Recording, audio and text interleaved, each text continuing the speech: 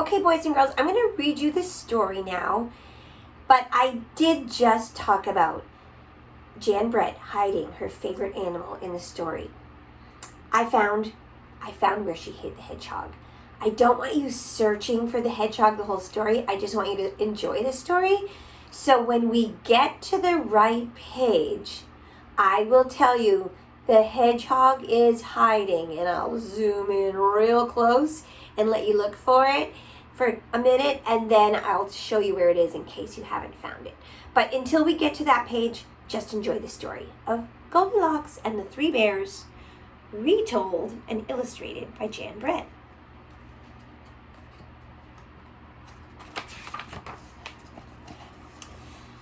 This is the title page, and I'm just going to keep it back a little bit. I want you to notice Jan Brett usually uses the borders and the center. She makes the main center where most of the story is happening, but she usually has other clues on the side that are important to pay attention to. In this story, it won't be as important for you to pay attention to the side. It's more important that you pay attention to the illustrations in the beginning. So the title page, we get to meet Goldilocks out taking a walk.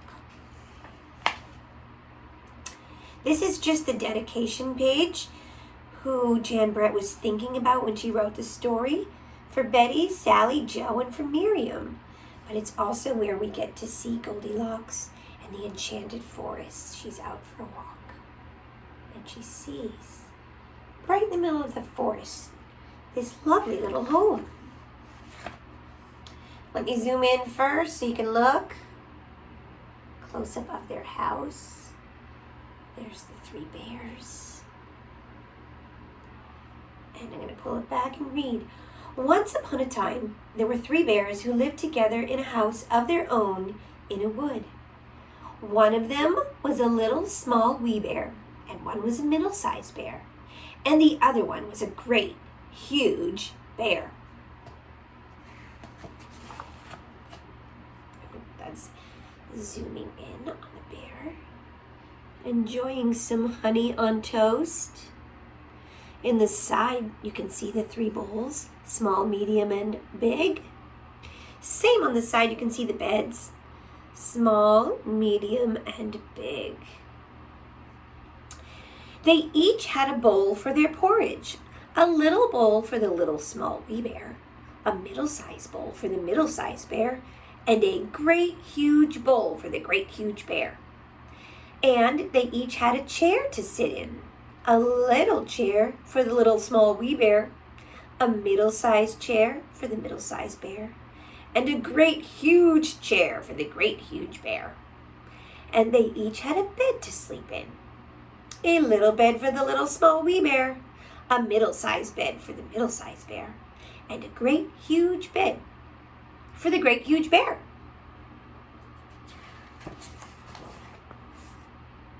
Okay, let's check this out. Look carefully.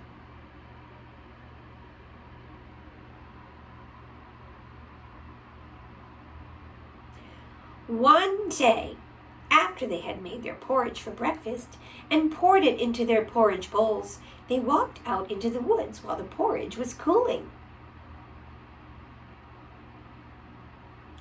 If you look on the side, though, we get to see Goldilocks out for her walk.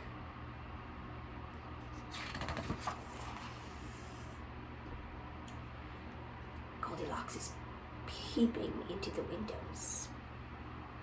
And now she's entering the house. Are you supposed to go into people's houses when they're not home? I don't think so. And while they were walking, a little girl named Goldilocks came to their house. First she looked in at the window. Then she peeped in at the keyhole, and seeing that no one was at home, she lifted the latch. The door opened before her, and she went in.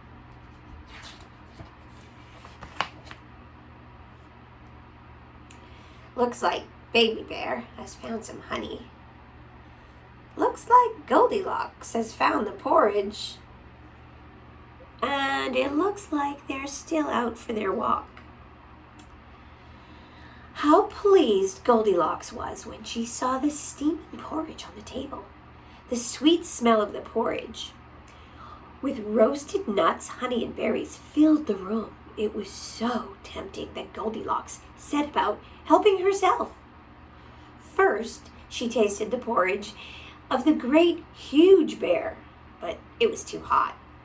Then she tasted the porridge of the middle-sized bear, but it was too cold. And then she tried the porridge of the little small wee bear, and it was neither too hot nor too cold. It was just right. She liked it so much that she ate it all up.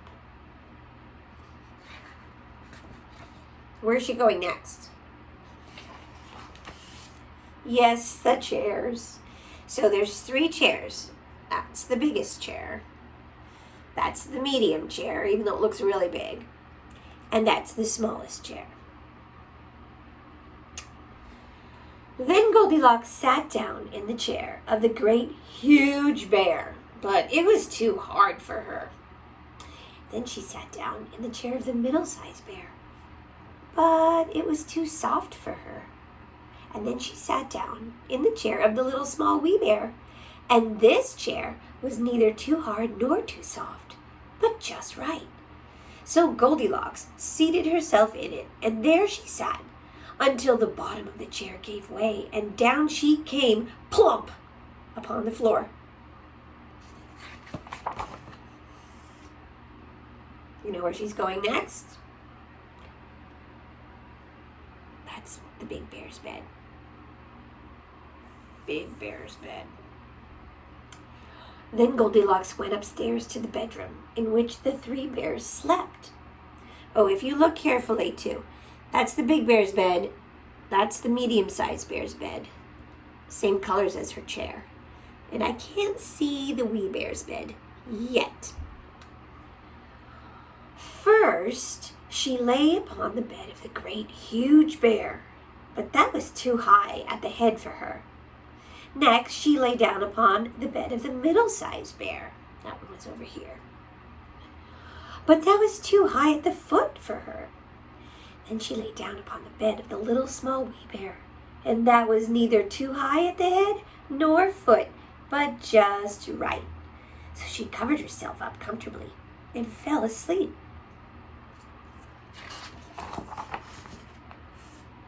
Uh-oh. I see an angry bear looking at porridge. I see a sleeping Goldilocks. Some more angry bears. Let's read what happened. By this time, the 3 bears thought their porridge would be cool enough to eat. So they returned home for breakfast. Now Goldilocks had left a spoon of the great huge bear standing in his porridge. "Somebody has been at my porridge," said the great huge bear in his great rough, gruff voice. And when the sized bear looked at hers, she saw that the spoon was standing in it too. "Somebody has been at my porridge," said the middle-sized bear in her middle voice. Then the little small wee bear looked at his bowl and the spoon in the porridge bowl, but the porridge was all gone. "Somebody has been at my porridge and has eaten it all up," said the small wee bear in his little small wee voice.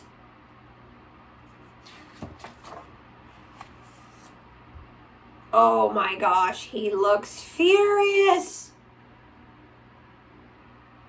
And Baby Bear looks kind of sad. Upon this, the 3 bears, seeing that someone had entered their house and eaten up little small wee bear's breakfast, began to look about them. Now Goldilocks had not put the hard cushion straight when she rose from the chair of the great huge bear. "Somebody has been sitting in my chair," said the great huge bear in his great rough gruff voice.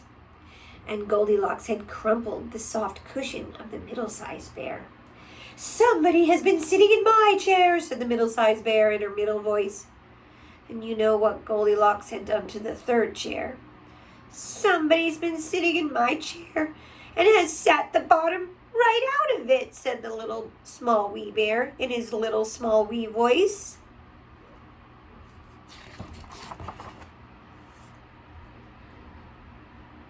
That is Big Bear's bed.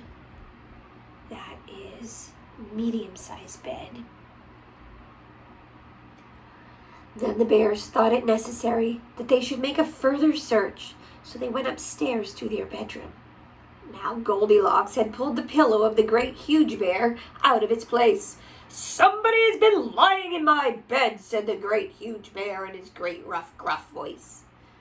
And Goldilocks had pulled the cover of the middle-sized bear out of its place. "Somebody has been lying in my bed," said the middle-sized bear in her middle voice.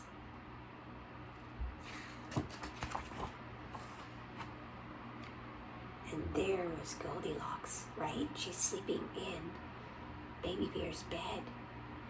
Can you find the hedgehog? I see 2 hedgehogs. Did you find them? Hedgehog, hedgehog.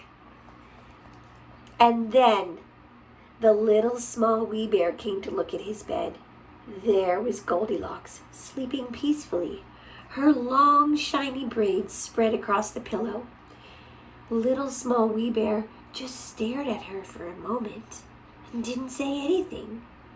But then he cried, "Somebody's been lying in my bed, and here she is!"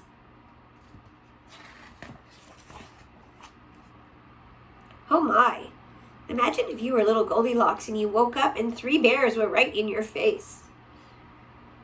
Goldilocks had heard in her sleep the great rough gruff voice of the great huge bear and the middle voice of the middle-sized bear. But it was only as if she had heard someone speaking in a dream. But when she heard the little small wee voice of the little small wee bear, it was so sharp and so shrill and so like her own that it awakened her at once.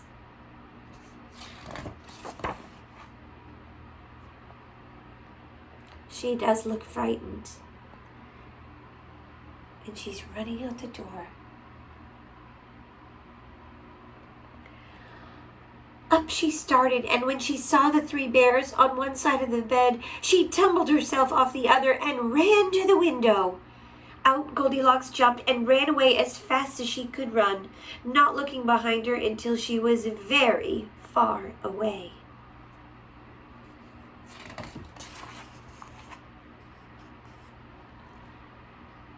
And like any fairy tale, there's a happy ending. And what happened to Goldilocks afterwards, no one can tell. But the 3 bears never saw anything more of her. And they lived happily ever after. The end. I hope you enjoyed Jan Brett's version of Goldilocks and the 3 bears. Thanks for listening.